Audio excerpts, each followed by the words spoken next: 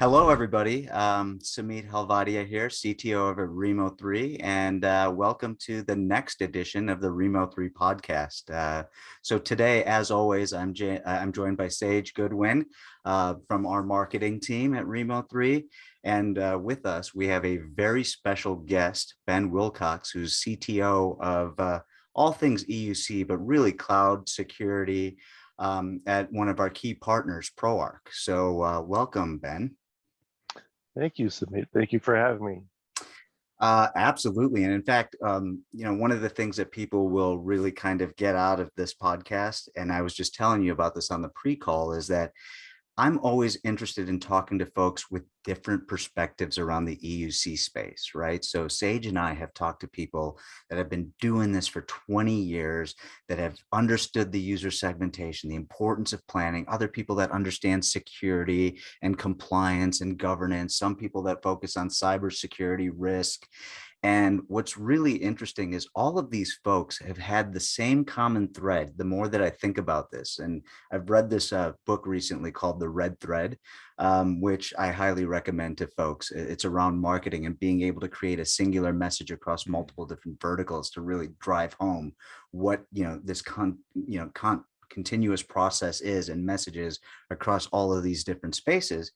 That red thread for me for this podcast is the people have taken their historical subject matter expertise and lessons learned from the world of on-prem VDI, started applying it to cloud, and then really have started taking it to the next step and driving more innovation and doing things that customers are not necessarily ready for, but will need, right? Because there's a lot of large SIs that are very reactive that won't necessarily innovate until they actually have a pipeline of customers. One of the things that excites me about our conversations that we've had thus far is you're on the other side of the spectrum where you've gotten all this experience around some of the past lessons learned in VDI, but you, as far as I'm concerned, are one of the foremost partners when it comes to cloud-based DaaS, MSP type of offerings that are helping folks with digital transformation. So I'd love to turn it over to you and kind of see, like, do you see some of these lessons learned that you've had in the past kind of correlate into your new role, which is as CTO, much more forward-looking and less operational? I do, Samit. Thank you. I think it's always interesting when we get to a point where adoption is starting to increase when it comes to cloud-based DaaS, and coming from a previous environment that started doing end user compute on premise, in large amounts of virtualization. Right, the goal at that point was to deliver workloads fast, be able to keep it repetitive. Find easier ways to manage things, do it more efficiently, right? You would make this, initial capital investment as the business, and that investment, you wouldn't get your return yet for another couple of years generally, and it wasn't a monstrous, return from a value perspective, but or from a investment perspective, but the value was there to the business, and so that has kind of led, I think, to organizations maybe looking at it from a different perspective of now that we're starting to move our workloads to the cloud. It's not just, the easy workloads have already been shifted at this point. Now right. People are starting to look at, let me move those business critical workloads. And so the viewpoint that we're seeing is businesses are saying, you know what, my business critical workloads are starting to now move. Now I need to move my end user compute away from my on-premise to my cloud services, or to my modern machines, whether they're out in the field or wherever, right? We want to start using modern management to deliver to be able to manage those machines. So we're seeing some of those transformations in businesses today. I think that there's probably a lot of things that we're looking at as we look out towards the future of saying, these are things that businesses need. And one of those really comes into how do we just kind of manage these various aspects, all the little pieces in there that take so much time. Right now, we're having to focus on new cybersecurity methods to do this. Right now, we have to harden these environments. Right, we want to reduce the attack surface.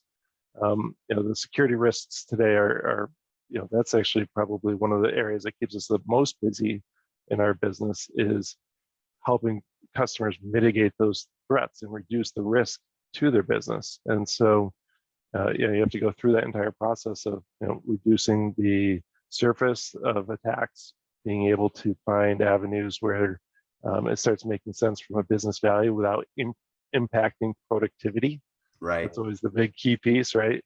Right. Hey, I only want as much cybersecurity as I can, but I don't want it to impact my users, right? And finding that perfect balance. So there's a lot of challenges when it comes to modern day management with whether it's DaaS services or cloud security or modern workplace. There's just a lot going on in the space. I completely agree. And that's what we've kind of seen. You talked about this. You just touched on this really briefly at the beginning of your answer. You talked about the fact that VDI required a capital investment up front. And over time, people would see the ROI. It wasn't necessarily monetarily based, right? It wasn't like a cost savings. It was a better user experience. It was more accessibility to applications, supporting remote work styles, maybe even security because you don't have anything on the endpoint, Sure. right? So when you started looking at quantifying that, a number that just absolutely blows my mind is the fact that a lot of the industry analysts are saying that with all of these good things that came with VDI, there also came the pain of needing a subject matter expert or a great partner to help you with the planning, the user segmentation, the app segmentation, setting up the right VMs and the sizing and all of that stuff, that we only achieved like that 10% adoption rate across its full addressable market because you did need to be an enterprise, really. You needed a certain level of expertise. Yeah. You just talked about these brand new challenges on top of those that are going to be facing cloud-based DaaS. How do you see that even being addressed at all?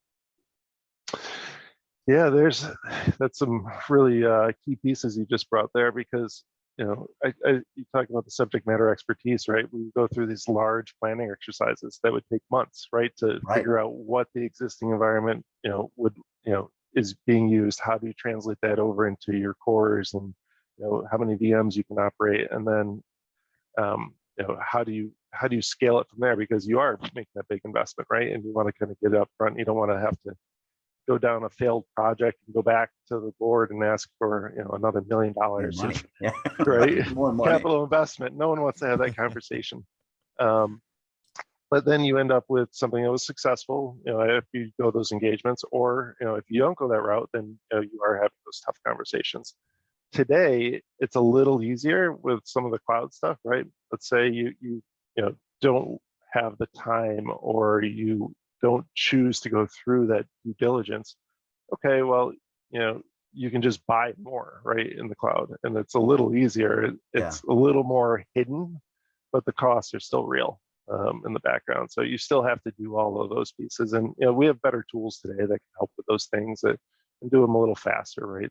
There's ways that we can help move workloads quicker and take lessons learned in the virtualized environments, like all that history is sitting over in the VMware vSphere environment of the compute. So we know how to translate those types of things. Yeah. But the other pieces though is now you're in this new environment, right? And the cybersecurity aspects, the same way that you maybe used to run a next gen antivirus on your old hypervisor with your VMs isn't the same way you're going to do it today. That's and right. How does that work? What are your new co-owned requirements, right, in the cloud space? The service provider is providing something, but you still have to do yours. So it's really important to understand what those requirements are, right? As you're they may own the gateways, they may not, right? It depends on which model you choose, and what service level you're choosing to commit with. So all of those pieces, I think, is as you go through this process, you understand the compute, you understand your security requirements, you understand what data is going to have to be accessed, just as you would like the application level. Understanding where that data is coming from and where it's going is critical as well, because then you can start applying the governance that you need to the data side to be able to put the right controls in place to stop or prevent that data from leaving your area. That maybe that's the reason why you're doing some of these cloud services, VDI. Or maybe it's just specifically around application delivery, right? You want that smooth user experience for your end users. But governance is a big piece of kind of that starting conversation. No, definitely. And I think that, and Sage and I were talking about this a little bit earlier. I always talk about the fact that cloud-based DaaS, Sage being relatively new in comparison to us to this space, I say think of it as kind of VDI for the masses for a couple of the reasons that you said. A, there's no upfront capital expenditure and investment in commercial real estate to create a data center. You don't need the racks, you don't need the hardware. But while Microsoft has made it a lot easier with Windows 365 and the simplicity of setting that up, AVD for enterprises still requires a level of subject matter expertise. And I can't stress this enough, right? This is an opportunity for our partners. And you're one of the partners that actually sees this, right? Where we said, hey, you still need to do user segmentation. You still need to do application segmentation. And by the way, the difference between 2007, when people started planning their VDI deployments, and now in 2022, is you have all this telemetry. People have put in digital experience monitoring technologies like NextThink, like ControlUp, and some of these other vendors that do a great job post-deployment to help you understand, A, which users are using applications offline, which ones are using ones with heavy heavy graphics and intensive CPU and memory, which users never are offline. So all of a sudden, instead of doing it the old school way, and I was talking to Jari and Gibson about this today, and Kay's Baggerman from Nutanix, you never had that data before. You'd have to get on the phone and you're like, hey, subject matter expert, how are you using this? Are you going to use this application on a plane? And they would say, get off the phone. I need to do my job, right? Like that, now we actually have data, and I know what a big fan of data you are, Ben. So when you start thinking about this, while we still have to do those painful planning exercises, it's driven off of data, and that's the project, right? Like that's the project component of it. But once you've actually started deploying it and get to the broader deployment, that's where the opportunity lies for a lot of service providers to build managed service offerings, because the second change that's happened is OSs are being updated faster. Cumulative updates are bigger than they've ever been. Applications are being updated at a more rapid pace than they ever have. Azure Virtual Desktop, or Azure alone, has 1,200 changes a year.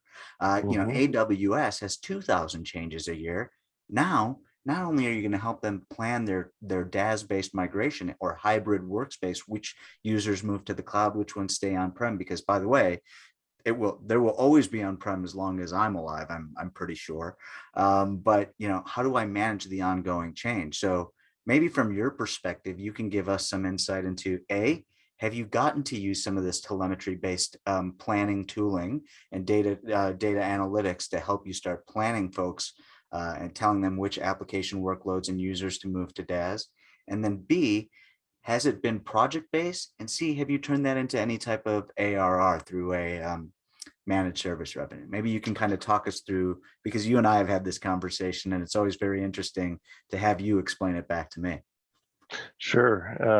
Yeah, we've used lots of different telemetry pieces to help understand the current capabilities of an organization, and then kind of through a series of different interviews, kind of figure out their desired state. We then create what's called like a gap analysis, right? Which gives you, this is where you were, this is where you're going, this is the gap that needs to be closed. Here's your roadmap to get there. So that's kind of like that starting point, right? That's your readiness part. And in that's those kind of things, is that the assessment planning portion? Like that's its own offering? Okay. It is. Yep, that's its own offering. The next piece is kind of getting more into even making sure that, well, cloud is a whole different matter too. So let me back up one step before that. Okay. So with cloud services, the assessment piece starts with what have you already deployed, right? What is your footprint in the cloud? How are you using it today? Making sure that you have a good foundation and standard that can be grown upon so that you can deploy workloads like AVD successfully, and make sure it can be done at scale, right? And when I talk about scale, right, you still have to plan it from a global perspective. AVD is very regional based, and your users, it's just like BDI, you got to be close to your users. So you want to go through those approaches on there and make sure that you have a good understanding of your user base, where they are, what apps, etc. So once you've kind of gone through that other telemetry piece that we talked about, then you have your kind of planning and readiness already done. Our typical next step after we have kind of defined all of those requirements is to start building out the POC side of things. And I can tell you that it's critical if you're doing a POC for a 100 user environment, you still have to do it. Or if we're doing a 5,000 user AVD one today. POCs are completely irrelevant, right? You want to make sure that the value is going to be coming back to the business. And the only way you can truly prove that is through that POC. So we make sure that the cloud, foundation is set in there, and that everything's ready for deployment. We deploy the initial workload to meet a partial scale, and usually it's a fractional type of engagement, right? Let's say the organization has 500 or 1,000 apps, right? You might do 25 or something, like key applications in that environment that are consistently used day in, day out by everyone that you want to make sure are working there. And you're going to go through process testing, right? You want to make sure you have your system acceptance testing and your user acceptance testing. Both of those are super critical, and you want to make sure that you're successful in those, or have the feedback that you can go back and mitigate those. And then there could be other POCs in there as well, right? This is a great time to introduce some of those other areas that might need to be updated, right? It could be your application management, it could be your security tooling, or maybe, right, let's say in the security space you could have multiple things from the endpoint all the way to the SIM and SOAR. Right? It's a good opportunity to be able to try some of those new offerings and making sure that they align and are giving your business what they need, right? And also learning from that ongoing monitoring and support. How are you supporting those types of environments? Are the tools that you're now using to monitor those environments giving you and your supporting IT business the data that they need? And sometimes they're not, right? And sometimes those things need to be adjusted. So, off of that kind of comes our lessons learned from that. From there, it's a wider rollout to a pilot where you may include more regions, etc. You're basically increasing the amount of applications, your users, etc., and then kind of going into your go live after that. At which point you're going to start adding in some other key capabilities there, right? Your review and release for operations, your production optimizations that might need to be done, right? Change control starts becoming a real thing, because now you're as everything is ever changed in there, you could impact something else. So it's going through a full life cycle.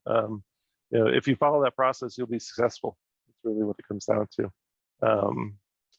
But I think that's kind of like that starting point. And then kind of from an offerings perspective, right, we're seeing new service offerings coming to light from this, right? We're able to take some of our existing service offerings that we have around managed security, and we're able to port those over into the cloud-based side of it, right? They kind of plug right in, and they're easy to adapt. And we're building new application services like app modernization, as well as different ways that we're doing cloud-based monitoring and support. So we kind of built this as a service provider. We wanted a really flexible program that would allow us to plug and play depending on the business that we're working with, right? Some businesses may say, hey, you know what, ProArch, we want you to do it all. You help us all the way from deployment to ongoing support, maintenance, cybersecurity, etc. Others may want us to help them just bring them through the into pilot and go live, and they'll take it over from there. Sure. Or plug and play where you might see fit, right? So it's given us a new opportunity to kind of look at our offerings and say, you know what, we can help you here, we can help you here, or if you just need a certain specific area, we can do that a la carte as well. So it's really nice from that perspective to be able to have something that's more modular based from a service delivery perspective. Yeah, and from a modularity perspective, you're talking about the fact that you're building kind of an operational framework for each of these different offerings where you can snap in tooling and products that the customer might already have licenses for. And, so if Mhm. they want to do monitoring, they might use telemetry that's already built into Intune, or they might use their own technology that they already have. Is that what you're talking about in terms of the operational framework? Exactly. So Yeah. it's all of the operational sides of it, and operational sides also go into cost and making sure that if you're in a cloud-based offering, that cost containment's probably the biggest thing that you could really focus on a month-by-month basis when it comes to just operating in that space. Sure, there's all of the other aspects around security and so forth, but someone's got to keep an eye on the cost. For sure. And what's interesting is I alluded to the fact that industry analysts had said that VDI had only captured 10% of its total addressable market.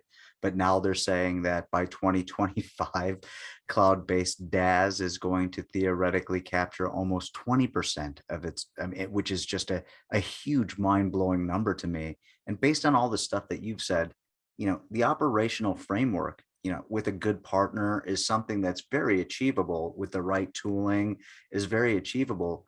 But do you see that number as being hyper ambitious, or do you see that being feasible? Because I see it being hyper ambitious based on what we've seen from adoption so far. It's pretty ambitious. Yeah. That's a big number, and I think that we are moving in a direction, though, when you take into account Microsoft's investment in Windows 365 and all of the various types of use cases for a more cloud-based managed offering that um, you know can easily scale. That doesn't require a whole lot of management by IT. It could be something that businesses and the business units themselves are actually starting to purchase and roll out. So, IT may have a little bit of a less centric approach when that with those types of offerings, which may allow for a little bit of a faster adoption in some spaces. So I think it is hyper ambitious, but we can hope that it can be achieved. And I think as long as we continue to innovate around automation and Yeah. being able to find things that reduce the workload, it's going to be more and more achievable. I think we got a little ways to go though. Well, the reason that I think that that number actually holds a little bit of water is because of the fact that before VDI was really just for enterprises, like we talked about, people with Hmm. partners and longstanding contracts with partners with a level of subject matter expertise. You've just alluded to the fact that like a line of business owner can go and turn it on and deploy their 7 apps that they care about into their Windows 365 Hmm. environments, and off they go, right? It's a fixed cost. And all of a sudden, Yeah. that's not a business that would ever be part of the VDI addressable market. It's not, right? Like you see this chain of 50 users across 3 car dealerships deploying Mhm. Windows 365, which is awesome. And the person that's running it is kind of their most technical car salesman, right? I mean, Hmm. it blew my mind when I saw that, right? You don't need all this stuff that they're talking about because they don't have any of the like, and all joking aside, they don't have any of the legacy technical debt that Mhm. a 50,000 seat enterprise has with their own homegrown applications, with their own homegrown configurations around hardening and enterprise security and all those other things that they have to port over from a very difficult world to something just a little bit more clean, right? Like Yep. I look at Rimo3 as an example, and I always use this example. I used it this morning on a podcast, but it's really around the fact that as Rimo3, I have less than 50 people in my organization. I'm considered a startup. And I only have 2 applications that I install in my Windows 365 instance. All I have locally installed is Office because I like the look and feel of it, and Hmm. Miro, which is a whiteboarding technology that's also available as Hashtag not SaaS. sponsored. Yeah, hashtag not sponsored. I just like it. So that, for organizations like us, it's a little bit different when you start looking at brand new organizations and startups. They may be able to be part of that addressable market that was never there for traditional BDI, if you know what I'm saying, right? Yeah. So Yep. I think the numbers will certainly be inflated, but believe it or not, I believe it'll be more from the SMB and green space opportunity, or white space, greenfield, white space, whatever term you want to use. That's going to be adopting it more so than enterprise. I think enterprises are still going to have a long tail. Yeah, there will be definitely a long tail with enterprises. We're seeing some major upticks though in their interest on the enterprise space. We're seeing that organizations are considering it, especially as like I said, their key business apps start moving, right? Yeah. We're starting to hit some of those refresh cycles now with COVID, 2 years in here and supply chain not improving, and That's a great it's point. turning people into it, saying, hey, you know what? I don't have this problem if I look at cloud. So there's some really kind of indicators that might still continue to push enterprise faster towards cloud DaaS. I also think that when it comes to people just want to work anywhere, right? I don't see a full kind of everyone going back to office. I just don't see that as a future state for most organizations. Yeah. And how better to manage all of your business data than to have it in a DaaS type of offering. I mean, it makes it super simple, scalable. You got a lot of flex going on there with either up or down. If you're seasonal, it works across lots of different verticals. So what was really exciting, pulling on this thread a little bit more, on this podcast, we've got 2 CTOs. When you guys are looking at furthering the business, when you're looking at these technologies, what are some of the future steps you see that the industry is going to be taking as we move towards this more free ability to work wherever, and also this technology trying to suit this new landscape? Yeah, that's a good question. And I think, Sage, you're a perfect example of this, right? I mean, when Sage started, I was like, we should just get him a Chromebook and get him 3 really beefy Windows 365, like one that's specifically for video editing, one that's for, building out PowerPoint slides that only has 1 core and 4 gigs of RAM. Like, yeah, the people that are starting to take multiple different roles, that are doing things across, and that's kind of your generation, right? That Gen Z, millennials. I think that they have a unique skill set where they can be a jack of all trades, and they can come in and do certain things which would require certain levels of compute. I think having one piece of hardware that allows them to access multiple different environments to allow them to do their job in a cost-effective way and still allow them to work from anywhere is a perfect use case for something like an AVD for someone that's doing some call center work, but a persistent environment for someone, a Windows 365 for someone that's doing a different type of work, right? So my perspective is, if someone is there to orchestrate and conduct this orchestra of how to get the right workspace and the right compute to the right user at the right time with the right applications, you've got yourself something that allows people to have the ultimate flexibility while still, just retaining a great user experience and minimizing those costs. But again, that's if you have someone conducting the orchestra type of thing, and not everyone has that same subject matter expertise. So from my opinion, I think that leveraging a lot of these different technologies and platforms that are out there and new ways to deliver workspaces is just another feather in the industry's cap to make users even more successful. But it does come with complexity. You do need a conductor. I don't know. What are your thoughts, Ben? Or some really great programmers that can write you some automation that can do the conducting for you.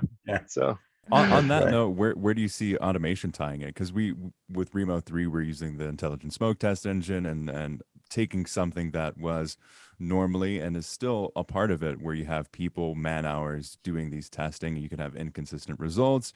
You can have all of these different variables. Where do you see automation taking a step in this direction? So I can see automation in just about every single avenue that is touching both the operational state of it, right? The user provisioning of, ensuring that they have access to the machines that they need to, access to the applications that they need to run to be successful at their job, access to the data, and trying to limit what access they have, right? We want to keep things as role-based as possible when it comes to those types of things.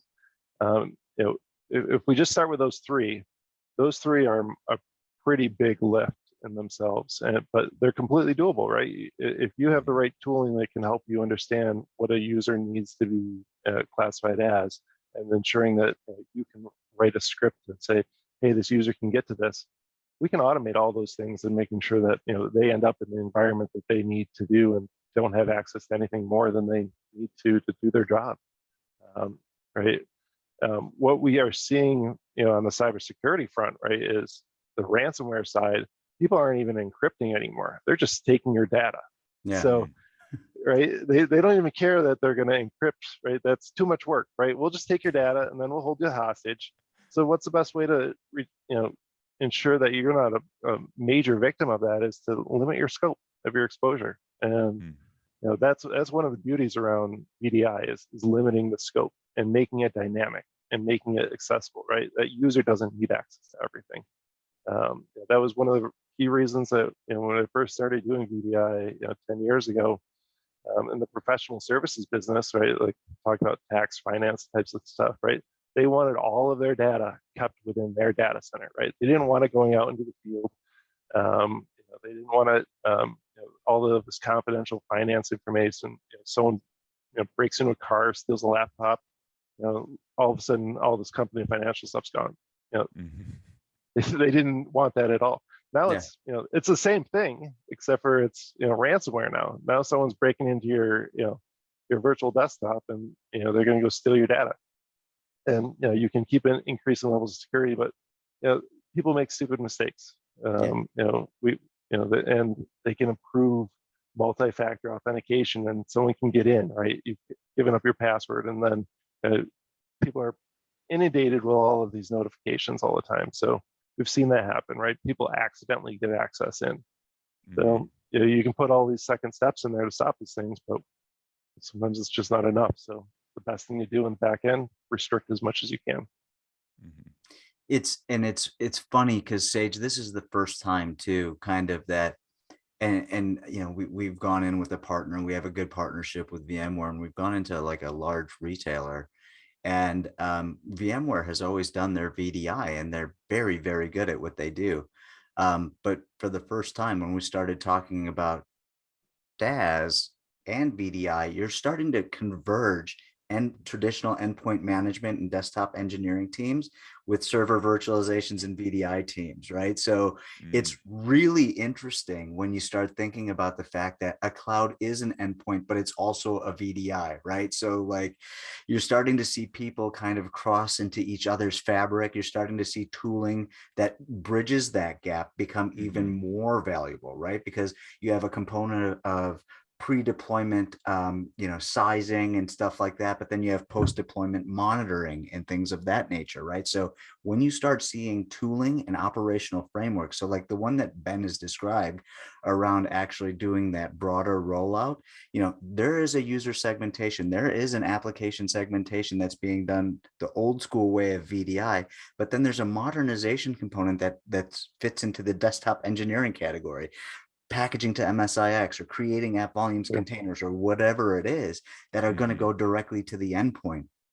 So what we're starting to see is that there's going to be a huge blur of lines between what was traditional VDI and what was traditional endpoint management.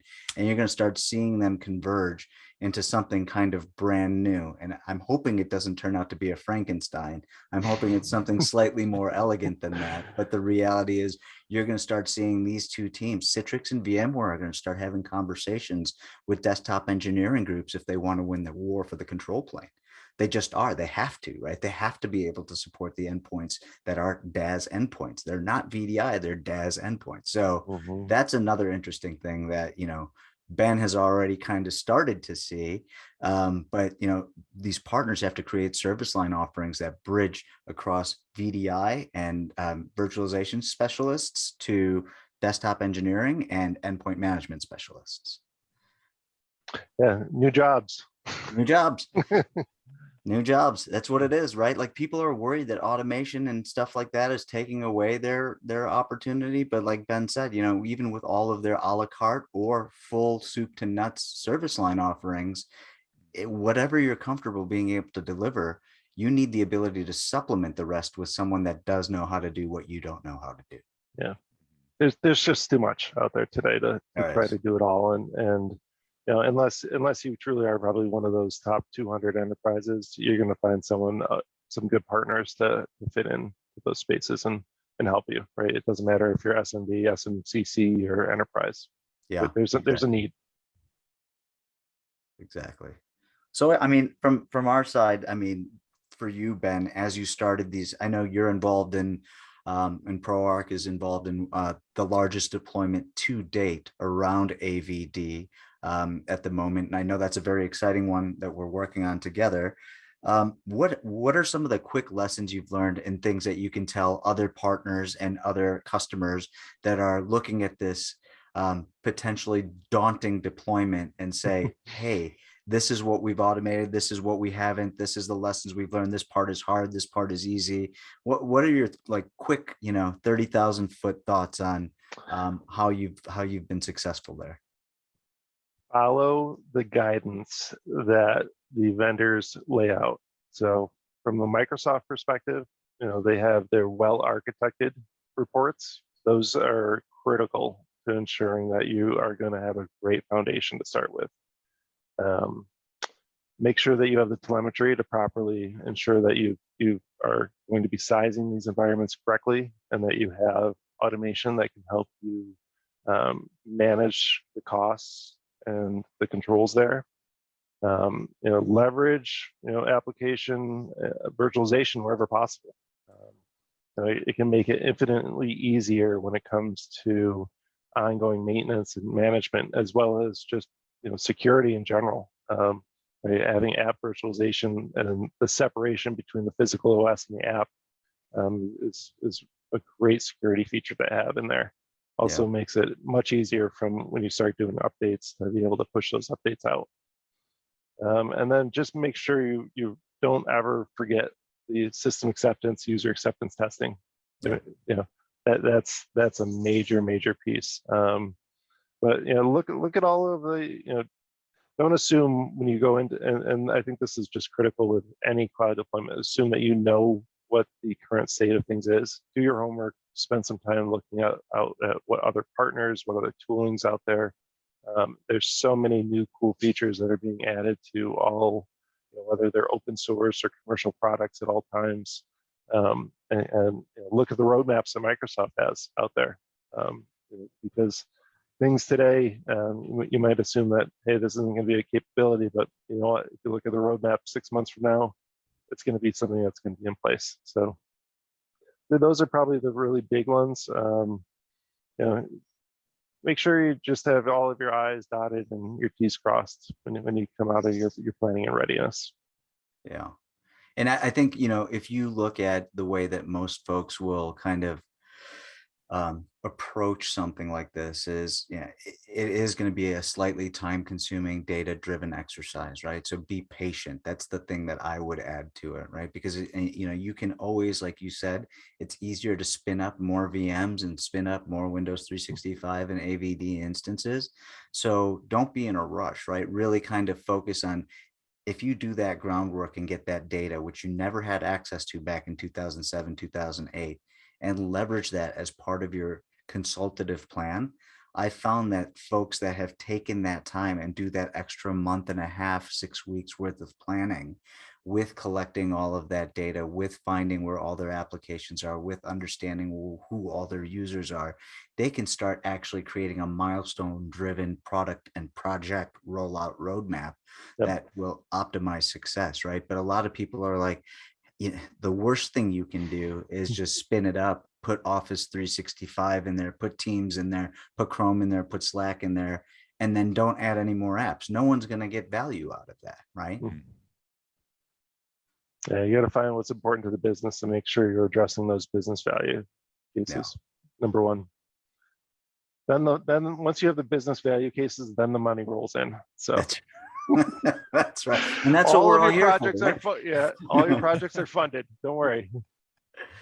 Well, that was fantastic. Well, I know we're running up against time, but any parting thoughts or questions from you, Sage, or Ben before we wrap up the session? I don't think so. I had a blast listening to both of you. I think that's what's super cool about, I mean, all of the episodes, but this one in particular is you both come from a very interesting level as well in your perspective on the tech space. I really enjoyed this conversation. Oh, awesome. Thank you for moderating, Sage. And Ben, as always, it's a pleasure. Congratulations on the new baby girl that's already stolen your heart, and can't wait to see more pictures. Well, thank you so much for having me today. I appreciate the time.